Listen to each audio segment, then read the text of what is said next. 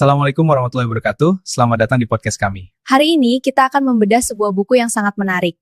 Betul sekali, judulnya adalah Mitsak Awal dan Mitsak Tsani, syahadat dalam Quran, hadis, kaul ulama, dan tradisi dakwah Islam. Karya yang sangat fenomenal, seorang penulis yang memiliki ketajaman dalam analisis, beliau adalah Q. Fatan Mubina. Pernahkah Anda dalam suatu momen yang sangat sunyi gitu, atau mungkin pas lagi merenung di tengah macetnya jalanan, tiba-tiba ngerasa bahwa ada sebuah yakinan yang rasanya tuh udah tertanam di dalam diri kita sejak lahir?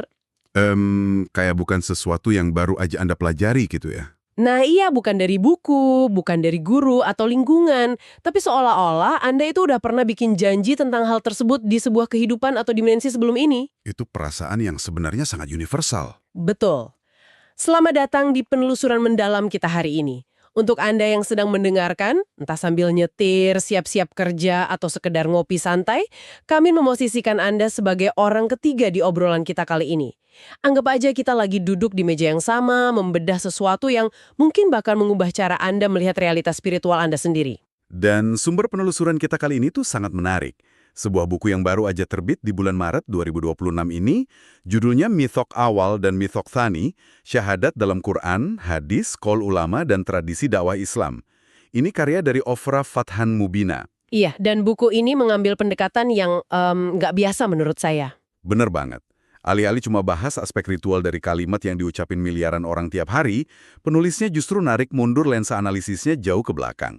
Ke akar linguistik, sosiologis, dan teologis dari syahadat itu sendiri. Oke, mari kita bedah ini. Misi eksplorasi kita hari ini bukan buat bahas syahadat sekedar sebagai hafalan sholat ya. Kita bakal ngupas ini sebagai sebuah kontrak eksistensial. Sebuah perjanjian yang ternyata udah membentang sejak kita masih di alam ruh. Terus turun ke dunia nyata dengan segala implikasi fikihnya. Sampai ke gimana strategi dakwahnya di era modern. Tepat. Dan mari kita mulai dari babak paling awal di buku ini, yang disebut sama penulis sebagai Mithaq Awal, atau perjanjian pertama. Nah, di sini penulis ngutip surah Al-A'raf ayat 172. Jujur ya, adegan yang digambarin di ayat ini tuh sinematik banget. Sangat sinematik. Di luar ruang dan waktu fisik kita. Iya, di alam ruh, sebelum manusia punya fisik, Allah ngeluarin seluruh keturunan Adam dari sulbi mereka dan melakukan semacam pengambilan kesaksian massal. Yang paling memukau dari hal ini adalah gimana penulis membedahnya pakai pisau analisis balaghah atau retorika bahasa Arab klasik. Dialog ilahiyah di situ spesifik banget. Allah nggak pakai perantara malaikat loh. Dia nanya langsung ke miliaran ruh itu. Alastu birobbikum. Bukankah aku ini Tuhanmu? Betul. Dan dalam linguistik Arab, format pertanyaan ini disebut istifham takriri. Tunggu sebentar, mari kita perjelas istilah ini buat Anda yang dengerin biar lebih enak dicerna. Istifham takriri ini maksudnya pertanyaan retoris kan ya? Artinya, Tuhan nanya bukan karena dia butuh informasi dari kita. Persis, itu bukan survei opini. Itu pertanyaan untuk menegaskan sebuah kebenaran mutlak yang sebenarnya udah disadari sama pihak yang ditanya. Jadi Allah tuh minta afirmasi eksistensial. Dan respons dari ruh-ruh ini menarik banget. Mereka nggak cuma jawab na'am atau iya. Mereka jawab, bala syahidna. Nah, kata bala dalam bahasa Arab itu dipakai buat membatalkan negasi di pertanyaan sebelumnya. Maknanya jauh lebih kuat dari sekedar iya. Itu kayak deklarasi. Betul sekali, tidak ada keraguan sedikit pun, kami bersaksi. Sebuah kesaksian absolut sebelum kita bahkan punya pita suara ya. Dan dari catatan saya, kesaksian primordial inilah yang jadi fondasi tauhid rububiyah. Pengakuan dasar bahwa Tuhan itu adalah sang pencipta. Dan pengakuan ini nggak langsung nguap gitu aja setelah adegannya selesai. Ia tertanam, mengakar jadi apa yang kita kenal sebagai fitrah, insting spiritual bawaan. Penulis juga ngutip Imam Fakhruddin Ar-Razi di sini. Yang bilang kalau tauhid itu elemen penyusun eksistensi manusia itu sendiri kan? Betul. Bukan sekedar produk budaya atau hasil pendidikan. Kalau saya boleh pakai analogi teknologi nih, ini tuh ibarat tiap manusia lahir ke dunia udah dilengkapi sama sistem operasi spiritual yang terinstal dari pabrik. Analogi yang pas. Sistem operasi bawaan. Jadi, konsep tentang adanya sang pencipta itu bukan software asing dari pihak ketiga yang dipaksa masuk pas kita kecil. Sistemnya udah ada di hardware kita. Untuk Anda yang dengerin, coba renungin ini. Pengakuan Anda terhadap eksistensi Tuhan itu bukan cuma warisan tradisi, itu adalah sebuah recall. Pemanggilan memori. Iya, pemanggilan kembali atas janji yang emang udah terukir di DNA spiritual Anda. Dan analogi sistem operasi Anda tadi itu relevan banget sama cara kerja dakwah Islam. Ngajak orang ke Islam tuh sering diistilahkan sebagai upaya membangkitkan fitrah. Kita nggak lagi masukin data yang 100% baru. Tapi sekedar ngetuk pintu ingatan mereka ya. Benar, ingatan yang mungkin lagi tidur, atau kalau pakai analogi tadi, sistem operasinya lagi ketutup malware, atau debu-debu materialisme dunia. Makanya, misak awal, ini bakal jadi argumen tak terbantahkan di hari kiamat. Nggak ada manusia yang bisa ngeles bilang, oh saya nggak tahu kalau Tuhan itu ada, karena cetak birunya udah di dalam diri mereka. Nah, disinilah bagian yang sangat menarik, dan saya rasa kita perlu agak kritis di sini. Silakan. Kalau kita semua tanpa terkecuali udah bersaksi di alam ruh, kalau sistem operasinya udah terinstal sempurna, lalu buat apa manusia harus repot-repot ngucapin kalimat syahadat lagi pas hidup di dunia nyata? Bukankah itu repetisi? Tuhan kan udah tahu. Nah, itu poin krusialnya. Kenapa butuh pengulangan? Disinilah penulis memperkenalkan konsep mitak thani atau perjanjian kedua. Memang di alam ruh kita udah ngakuin Tuhan sebagai pencipta. Tapi sekadar ngakuin pencipta itu nggak cukup. nggak cukup untuk mendefinisikan hubungan operasional di alam fisik. Mitak thani ini hadir bukan buat ngulang, tapi ngasih wujud formal dengan nambahin 2 dimensi baru yang fundamental. Oke, mari kita bedah 2 dimensi baru ini. Apa bedanya perjanjian kedua di bumi sama perjanjian pertama di alam ruh? Dimensi pertama itu tauhid uluhiyah. Kalau rububiyah tadi kan sekedar ngakuin Allah sebagai pencipta. Iblis pun ngakuin itu sebenarnya. Nah iya, maka uluhiyah ini adalah level komitmen. Deklarasi bahwa hanya Allah yang berhak disembah, ditaati, dijadikan muara cinta tertinggi. Terus dimensi kedua adalah risalah. Pengakuan kalau Nabi Muhammad adalah utusan Allah. Ini yang bawa syariat itu kan? Betul, aturan main. Tanpa utusan, manusia bakal nyoba nyembah Tuhan pakai imajinasi mereka sendiri, yang pastinya bakal tersesat. Berarti balik ke analogi kita tadi, kalau eksistensi Tuhan itu sistem operasinya, maka risalah atau syariat ini adalah user manualnya. Buku panduan resmi dari pabrik, gimana cara jalanin sistemnya biar nggak crash. Persis banget. Mithaq awal bikin kita sekedar makhluk ciptaan. Tapi mithaq thani, lewat ucapan syahadat di dunia, naikin derajat kita jadi hamba yang aktif tunduk pada aturan. Syahadat di dunia ini fungsinya sebagai jembatan ya. Imam Al-Ghazali di buku ini juga nyebut syahadat sebagai pintu tazkiyah atau penyucian jiwa, memutus ikatan hati dari penyembahan palsu. Dan mengkalibrasi ulang ibadah biar sesuai panduan. Tapi mari saya ambil posisi devil's advocate di sini. Kita masuk ke wilayah fikih syahadat nih. Kalau esensi syahadat itu penyucian jiwa, dan Tuhan yang Maha Tahu udah tahu isi hati kita, bukankah aturan wajib melafalkan syahadat pakai lisan itu kedengarannya birokratis banget? Kenapa nggak cukup di hati aja? Nah, jika kita hubungkan hal ini ke gambaran yang lebih besar ya, Islam itu bukan sekedar mistisisme personal. Islam itu tatanan hukum dan sosial yang real. Buku ini ngutip pandangan Imam An-Nawawi dan Ibnu Taimiyah. Yang mensyaratkan 2 hal sekaligus itu. Iya, nutuk atau diikrarkan lisan dan itikad atau diyakini hati. Ibnu Taimiyah bilang, ikrar lisan ini adalah al-fasil, pemisah hukum yang mutlak. Jadi maksudnya misal ada orang yakin banget di hatinya kalau Islam itu benar, tapi seumur hidup dia nggak pernah ngucapin secara lisan, secara administrasi hukum di dunia dia nggak dianggap Muslim. Secara hukum fikih di dunia, iya, dia belum masuk barisan umat Islam. Kalau urusan gimana Allah menilainya di akhirat, itu murni hak prerogatif Tuhan yang tahu isi hati. Tapi dunia manusia kan butuh parameter terukur. Karena ada implikasi hukum perdata dan pidananya. Tepat, perlindungan darah dan harta, hak waris, keabsahan pernikahan, sampai tata cara ngurus jenazah. Masyarakat nggak bisa jalanin hukum berdasarkan apa yang tersembunyi di dalam hati seseorang. Masuk akal. Ini juga menjelasin kenapa pas orang mualaf selalu ada saksi. Ternyata saksi itu bukan syarat biar imannya sah di mata Tuhan, tapi buat instrumen hukum sosial. Bener banget. Saksi itu anjuran kuat atau sunnah. Fungsinya pragmatis buat ngilangin keraguan atau syubhat di masyarakat. Validasi publik lah istilahnya. Imam An-Nawawi malah nyaranin diikrarkan di depan jamaah sekalian. Dan buat Anda pendengar, kriteria saksinya juga spesifik banget di buku ini. Harus muslim, adil, yang artinya nggak fasik, udah balik, berakal sehat, dan minimal 2 orang.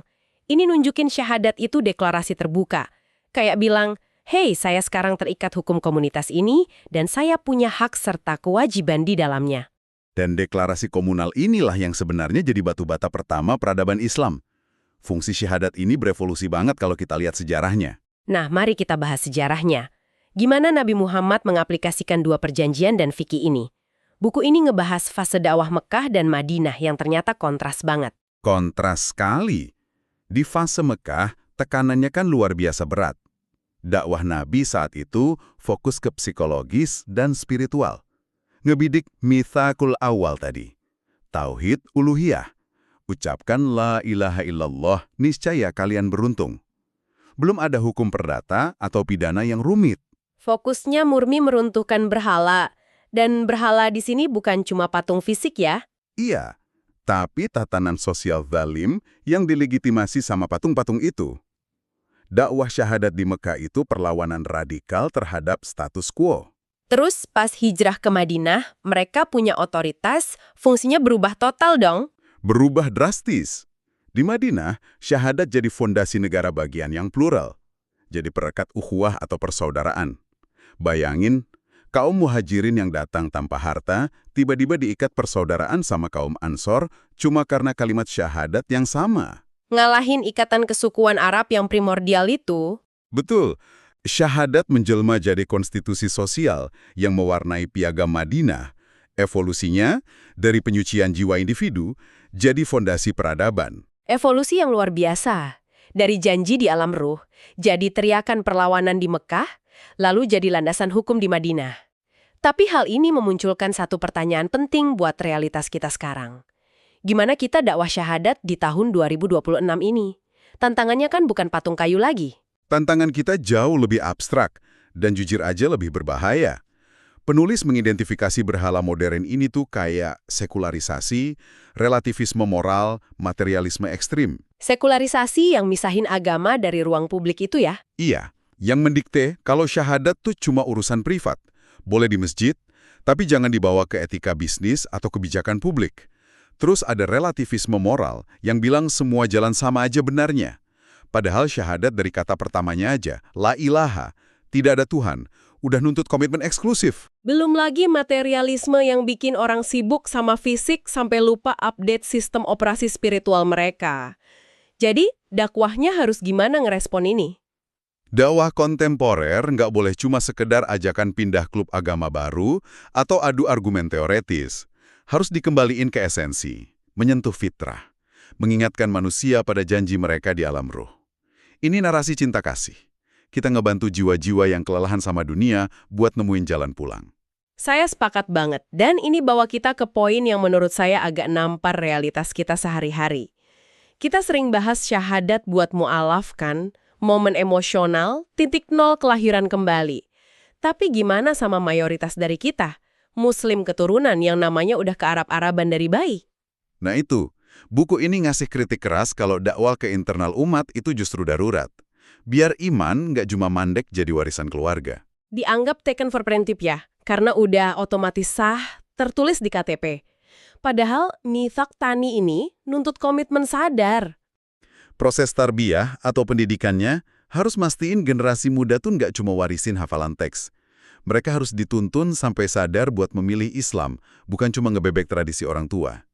Syahadat warisan harus berubah jadi syahadat pilihan. Untuk Anda yang lagi dengerin, saya pengen ngajak Anda berhenti sejenak dari apapun yang lagi mendistraksi pikiran Anda. Coba refleksikan ini. Apakah syahadat yang Anda yakini hari ini udah benar-benar jadi komitmen hidup yang Anda pilih secara sadar? Udah jadi jangkar keputusan hidup Anda? Atau selama ini cuma identitas pasif berupa barisan huruf di KTP? Ini bukan buat ngehakimi loh, tapi undangan buat memperbarui kesadaran spiritual kita. Dan pendekatan dakwahnya emang harus proaktif. Nggak bisa lagi monolog. Ruang digital, literatur analitis, medium audio, semua harus difokusin buat jadiin syahadat, energi pemersatu. Di tengah globalisasi yang sering bikin manusia modern kesepian, syahadat tuh nawarin persaudaraan universal yang ngelampauin batas paspor atau warna kulit. Jadi, apa makna dari semua ini sebenarnya? Kalau kita tarik benang merah dari obrolan panjang kita hari ini, syahadat terbukti bukan sekedar susunan kata. Ia adalah tali yang merentang menembus dimensi ruang dan waktu. Bermula jauh sebelum kita punya raga di mitsaq awal, lalu kita pegang erat dan nyatain secara formal di bumi lewat mitsaq tsani. Terus kita bingkai tali itu dengan hukum perdata di fikih biar tatanan masyarakat nggak runtuh. Dan akhirnya, kita ditugasin mancarin cahayanya lewat dakwah buat ngebangunin fitrah jiwa lain yang lagi amnesia karena kerasnya dunia modern. Sebuah sintesis perjalanan manusia seutuhnya. Dari alam ruh, turun ke realitas hukum, terus ngebangun peradaban. Tapi sebelum kita benar-benar ngakhiri sesi ini, kami pengen ninggalin Anda para pendengar dengan satu pemikiran provokatif. Sesuatu yang mungkin nggak kita sadari, tapi bisa ngubah cara Anda jalanin sisa hari ini. Kalau emang bener tiap jiwa di bumi ini sebenarnya udah pernah berhadapan sama Tuhan, udah pernah ngucap janji di alam ruh, gimana fakta itu ngubah cara Anda ngelihat orang asing yang papasan sama Anda di jalan? Bayangin itu. Apakah setiap perjumpaan dengan manusia lain di lobi kantor, di kasir swalayan, di kereta, terlepas dari atribut atau keyakinan mereka sekarang, pada hakikatnya adalah pertemuan sesama jiwa yang lagi nyoba ngingat memori suci mereka yang hilang? Mungkinkah orang asing yang baru aja ngelewatin Anda itu dulu pernah berdiri di sebelah Anda di alam ruh pas sama-sama jawab bala syahidna? Kesadaran kayak gini pasti bakal ngeruntuhin tembok kesombongan dan numbuhin empati yang sangat dalam ke sesama manusia. Sangat dalam. Untuk Anda yang udah nemenin penelusuran pemikiran yang intens tapi membebaskan ini dari awal, kami ucapkan terima kasih. Semoga obrolan kita hari ini ngebekali Anda sudut pandang baru yang nyegerin rasionalitas dan menghangatkan batin Anda. Kami pamit undur diri, selamat melanjutin aktivitas, dan sampai jumpa di penelusuran mendalam kita selanjutnya.